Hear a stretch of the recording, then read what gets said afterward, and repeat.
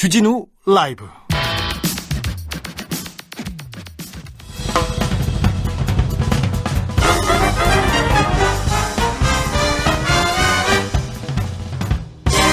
훅 인터뷰. 모두를 위한, 모두를 향한, 모두의 궁금증 훅 인터뷰. 2021년 새해부터 외교 안보 현안 굵직굵직한 이슈들이 매일 터져 나오고 있습니다. 이게 머리가 어지러울 정도인데요. 종합적으로 물어보고 좀 짚어보겠습니다. 국회 외통위원장 송영길 의원 모셨습니다. 안녕하세요. 네, 안녕하십니까. 송영길입니다. 지금 북한에서 노동당 당대회가 진행 중입니다. 네. 김정은 위원장이 노동당 총비서로 추대됐다는데 이게 무슨 의미입니까? 원래 국무위원장 자격으로 실질적 지도자였기 때문에 큰 의미가 있는가 싶은데요. 원래 네. 중국이나 공산당 체계는 총서기가 원래 핵심이기 때문에 네. 당이 우위인 체제에서 이제 완벽하게 지도 체제를 장악했다라는 상징적 의미가 있을 걸로 생각이 됩니다. 네, 김여정 부부장은 수직 상승할 것으로 예상됐는데요. 예상을 뒤엎고 자리를 맡지 못했어요. 그 이유는 뭔가요?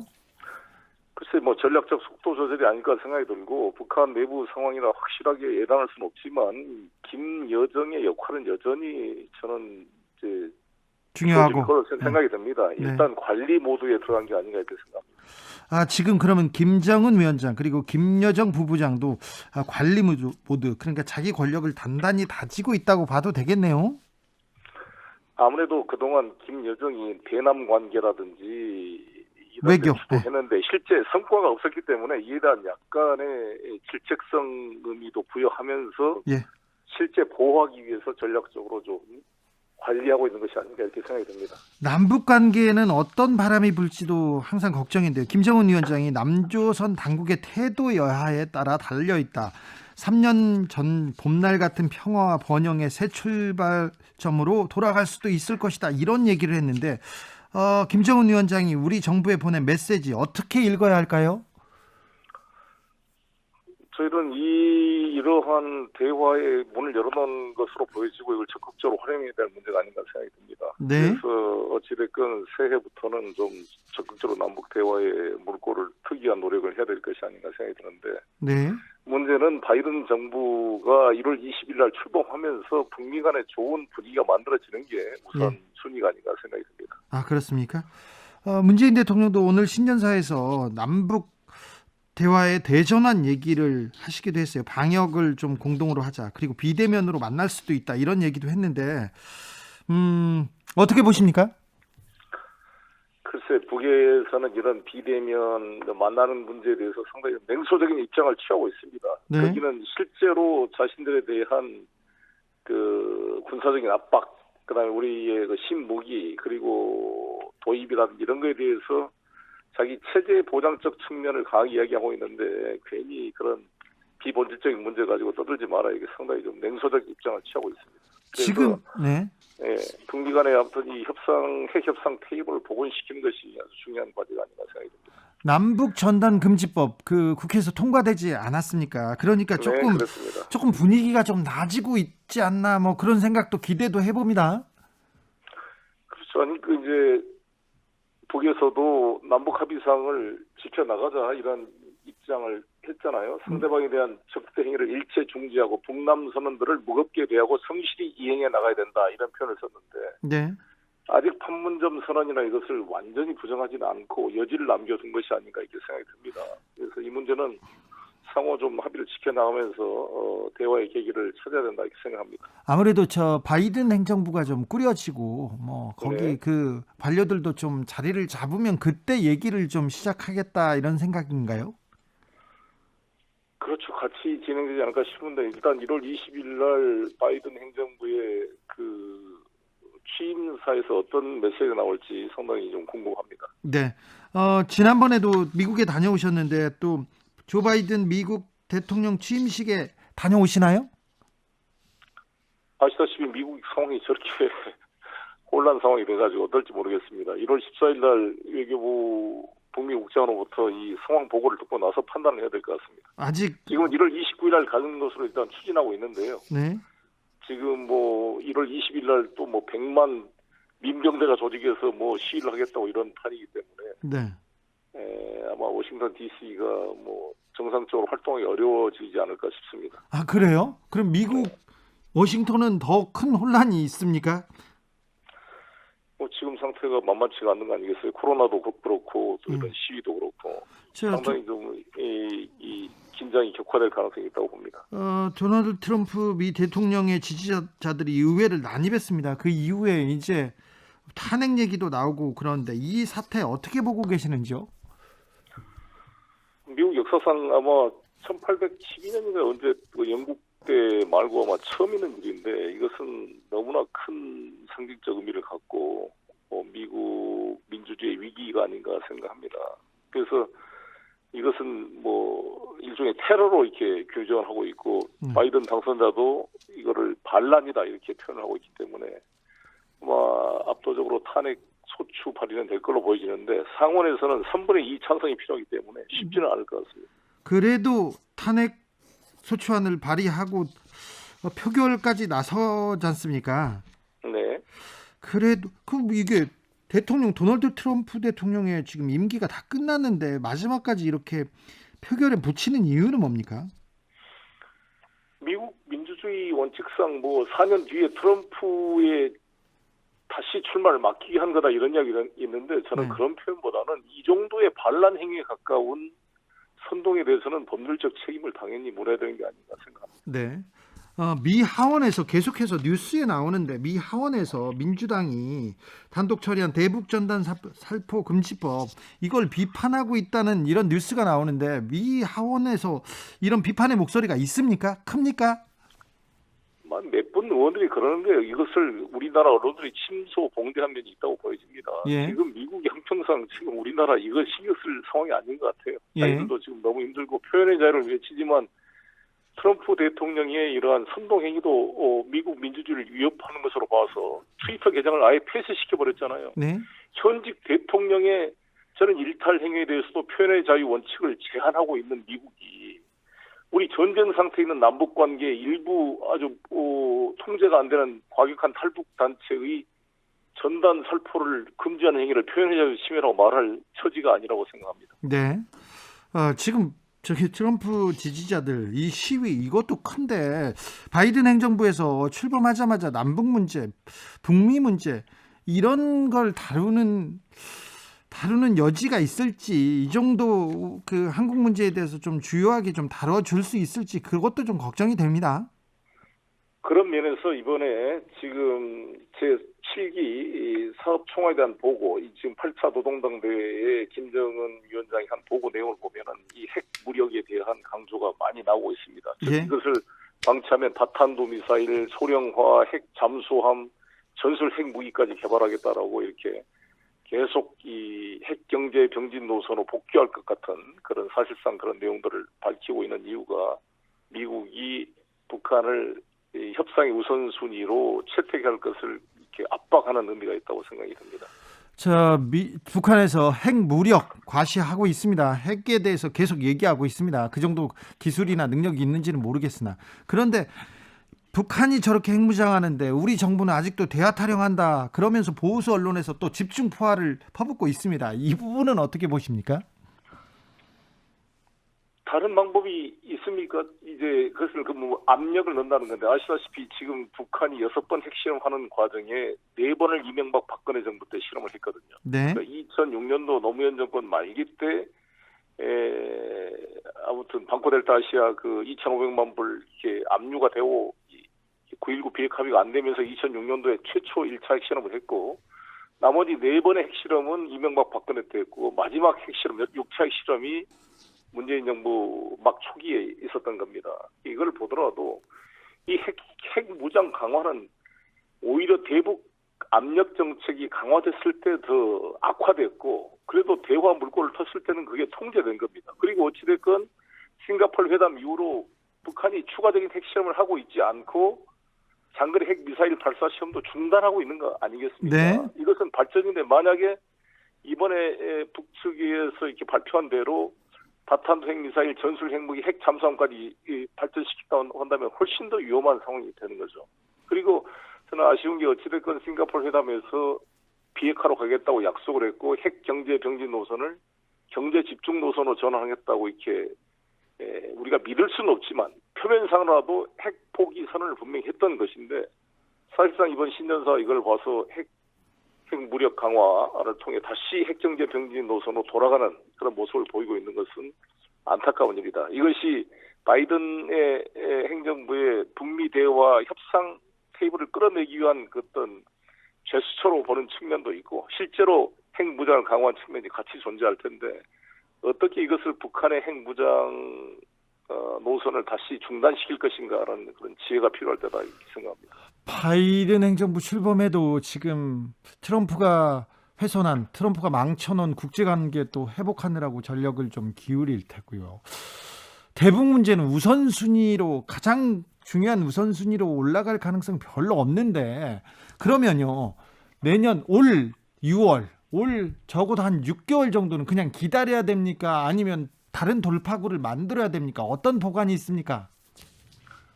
저는 바로 북미 정상회담 같은 의제가 되지 않는다 할지라도 이제 담당 이번에 웬디 셔먼 이제 국무부 부장관이 이란 핵 합의와 이 북핵 문제를 다뤄본 핵심적인 분이기 때문에 상당히 저는 북핵의 문제에 대한 그 관심이 클 거라고 보여집니다. 그리고 실제로 이걸 방치하게 되면 북한이 이제 다음 수순은 SLBM 쏘는 거 아니겠습니까? 만약 핵 잠수함 개발이나 잠수함에서 발생하는 그런 SLBM이 대륙간 탄도미사일이요? 그 실험에 그렇죠. 잠수함에서 발생하는 그 미사일이 성공하게 된다면 이것은 상당한 위협이죠. 사실 뭐는 이런 공중 방어 체계로 커버가 안 되는 거 아니겠습니까? 요격도 불가능한 그런 상황이 되기 때문에 아마 계속 미국에서 이렇게 우선순위에서 협상에서 하지 않고 오바마 때처럼 전략적인 대로 방치해버리게 되면 추가적인 북도발이 나올 수 있다고 생각합니다. SLBM은 잠수함에서 발사하는 탄도미사일을 말합니다. 자, 이란으로 조금 그 주제를 좀 옮겨보면 이란 혁명수비대가 한국 선박, 한국 캐미오를 납포했는데요. 정부에서는 이 조짐을 알고도 정부에서 그 막지 못했다 이렇게 또 언론에서는 또 비난하고 있어요. 이 문제가 이 사건은 어떻게 봐야 됩니까? 무슨 일이 터지면 정부만 비난을 할 게 아니라 힘을 모아서 이것을 해결하려는 자세가 1차적으로 필요하다 보는데 네. 사실 이것은 미국 칠함대가 가도 커버 못할 수 있는 영역이잖아요. 바다라는 것은 이 엄청나게 넓은 지역인데 네. 우리가 호르무즈 해협에 이미 긴장이 된 것은 이전부터 영국배가 납치될 것도 알고 있는 것이고 다 주의하라고 하고 있는 것이지만 몇 월 며칠 몇 시에 지금 이 한국 캐미오가 납포될 것이다 이 정보를 우리가 어떻게 알 수가 있었겠습니까? 그것은 네. 그걸 알았다면 그건 마치 이란 혁명수비대 내부에 우리 무슨 스파이가 있지 않는 이상 알 수가 없는 거죠. 그러니까 이제 이런 납포한 사건을 가지고 정부가 알았는데 못했다 이렇게 비난하는 것은 좀 어리석은 좀 억지 같은 이야기고요. 일단 이 상황을 어떻게 해결할 거냐가 중요하기 때문에 이번에 좀 최종원 차관이 지금 테헤란에 가 있는데 네. 아마 화요일쯤 돌아올 것 같습니다. 돌아온 상황을 보고를 잘 듣고 또 저희가 할 수 있는 일을 또 해보려고 하는데 저는 일단 이란 혁명수비대 대장 출신이고 이란 국회 외교안보위원장인 그 무스타파 졸로리랑 제가 한번 1시간 반 동안 지난번 화상 통화를 했는데 다음 주 중에 다시 한번 지금 통화를 해서 네. 그 혁명수비대 측 입장을 잘 좀 파악해보려고 합니다. 이란에도 인맥이 있네요.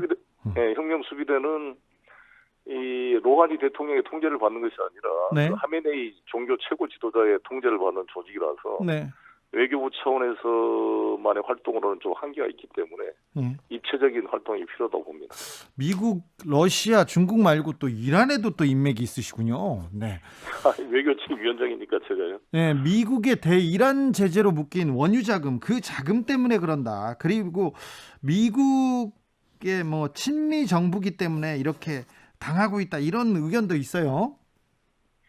그런 면이 있죠. 공식적으로는 이제 이란 외교부는 이거는 환경 문제이고 전혀 다른 정치적 문제가 아니다라고 이야기를 하고 있지만 네. 또 다른 언론이나 사설이나 비공식적인 언급들은 이 70억 달러 이거 압류에 대해서 불만을 표시하고 있는 거죠. 네. 그래서 이 문제는 이 사건이 되기 전부터 해결하기 위해서 최종권 차관이 테헤란을 방문하기로 미리 예정이 되어 있었던 겁니다. 그래서 이걸 저희가 특히 코백스 프로그램 이 백신을 공동 구매하는 프로그램에 5천만 달러 필요한 것도 지금 미국 오팍을 설득을 해서 그걸 하기로 다 됐는데 이제 이란이 JP 모간 은행을 통해서 간다 그러니까 미국이 그것을 압류할 것에 대한 불신 때문에 한국 정부가 그걸 담보를 해달라 이렇게 요구를 하고 있는데 네. 이 문제도 저희가 대화를 통해 풀어갈 수 있다 이렇게 생각합니다. 국회 외통위에서 바이든 정부 출범을 지켜보면서 할 일이 많을 것 같습니다. 그리고 북한에서도 얘기할 때마다 또 대비할 일이 많고요. 또 이란에서도 있고요. 또 중국, 일본 어려운 숙제들이 산적해 있습니다. 앞으로 국회 외통위 그리고 송영길의 계획은 뭡니까? 일단은 지금 바이든 행정부의 토니 블링컨, 제이크 설리번, 웬디 셔먼 같은 이 팀들이 이 시간을 낭비하지 않고 스티브 비건의 그런 경험을 잘 전수받고 또 우리가 트럼프 정책에서 했던 내용들을 잘 흡수를 해서 단점은 보완하고 장점은 계승해서 북미 협상 테이블을 빨리 만들도록 해주는 역할이 가장 중요하고 이를 위해서 저도 의회 차원에서 최선의 노력을 다하겠습니다. 지금 그레고리 믹스 미 하원 외교위원장과 이번에 이제 메넨데스 아마 상원 민주당이 장하기 때문에 메넨데스 쿠바 출신인데 제가 초선 때 이분을 만나서 관계를 유지하고 있는데 이분이 아마 상원 외교위원장이 될 것 같습니다. 그레고리 믹스는 흑인 출신인데요. 이분은 지난번에 제가 만났고요. 그래서 이 상하원 외교위원장과 외교위원들을 중심으로 이 북미 관계를 풀어볼 수 있게 해가는데 제가 바이든 자서전을 다 읽어보면 바이든이 상당히 북핵 문제에 대한 합리적 사고를 가지고 있습니다. 불가치 협정 체결을 목표로 김정은과 협상을 강화시켜야 된다라는 내용이 자서전에 이렇게 정리되어 있는데 제가 이거를 원고로 한 모 언론사에서 이제 발표를 이제 하려고 합니다. 이번 주에. 네. 아무튼 이런 것을 잘 유도하는 게 중요하고요. 또 북에 대해서는 정말 이 남북 관계를 풀어 나가서 그들이 지금 이번에 이 김정은 보고서를 보니까 경제 분야가 심각히 어렵습니다. 본인도 뭐 5년 계획이 다 현저하게 목표 미달했다고 자백을 했는데 네. 이후 계획도 보면 전부 어떻게 뭐 화학공업, 금속공업, 농업을 강화시켰다 이렇게만 돼 있지 이게 지시로 경제가 발전하는 게 아닙니다. 그래서 농업개혁의 그런 도급형 분조 도급제를 통해서 사실상 어떤 이윤을 통한 자극을 주지 않으면 생산력이 발전하기 어렵잖아요. 네. 그래서 지금 이 집단 농장 체제를 사실상 가정 도급제 형태로 변화시키는 잘 된 것이고 장마당 경제를 활성화시키는 작업들을 과감하게 해줘야 북한 경제의 실질적 그런 변화가 있을 거라고 저는 생각합니다. 미국 상하원을 민주당이 모두 장악했지 않습니까? 네. 북핵 문제, 북한 문제에 관련해서 정책이 조금 속도를 낼 수 있을까요? 이 부분은 우리한테는 유리한 겁니까? 불리한 겁니까? 저희 왜 그러냐면은 사실 NPT 체제를 유지하기 위해서는 NPT라는 게 핵 확산 금지 체제 아니겠습니까? 예. 핵 확산을 금지시킨다면 실제로 이 북한 핵 문제를 해결하지 않으면 이 핵 비확산 체제가 다 무너지게 되어 있는 거 아니겠습니까? 네. 그래서 북핵 문제 해결이 핵을 통제하는 NPT 체제, 핵 비확산 체제 유지의 관건이 되는 거기 때문에 네. 반드시 우선적으로 저는 해결해야 된다고 봅니다. 그래서 옛날처럼 전략적인 면으로 돌아가기 어려운 게 특히 미국 본토를 대륙간 탄도탄으로 사정거리에 두고 있는 적대적 국가가 북한이 유일합니다. 실제 미국이 지금까지 전쟁은 자기 본토에서는 안 해봤는데 예. 북한이 본토에 미사일을 쏠 수 있게 된 이상 이것을 방치한다는 것은 미국 안보에 치명적인 상황이 되기 때문에 한시라도 방치할 수 없어요. 이거를 폭격을 해가지고 뭘 때려 부시든지 아니면 협상을 해서 타결을 봐야 되는 그런 기로에 서 있는 게 지금 미국 안보다 이렇게 생각합니다. 이 대한민국의 안보를 떠나서 미국 자신들이 더 다급한 상황이 돼가고 있기 때문에 네. 우리로서는 우선순위가 말할 수 없겠지만 그래서 한미 간에 이러한 공동 인식을 가지고 북핵 문제를 외교적으로 풀기 위해서 총력을 다해야 된다 이렇게 생각합니다. 좀 북한에 대한 북한에 대한 좀 위기 인식이 있었으면 좋겠습니다. 미국 워싱턴에 민주당 지도부이기도 해서 이것도 좀 물어보겠습니다. 네. 민주당의 지지율 왜 이렇게 하락한다고 보십니까? 아니 가장 큰 게 부동산 문제 아니겠습니까? 부동산 문제를 접근한 방식이 여러 가지 저희들이 한계가 있었고요. 거기서 제가 할 말은 많지만 제가 당 지도부가 아니니까 말을 아끼고 있고 사실상 제가 2년 전에 당대표 나왔을 때 네. 정말 이 문제에 대한 솔루션으로 제가 송년길에 누구나 집 프로젝트를 제시한 바 있는데 아무도 이게 정말 주목하지 않았어요. 당에서 제대로 안 된 것을 안타깝게 생각하고 있습니다. 그리고는 부동산 문제 말고는요. 그리고 여러 가지로 우리 당이 민심을 수렴하는 데 있어서 좀 오만하게 비치는 면들이 있고 당이 너무 경직된 면들이 여러 가지 있었다고 보여집니다. 네. 자, 여기까지 들을까요? 국회 외통위원장 송영길 더불어민주당 의원이었습니다. 감사합니다. 네, 감사합니다.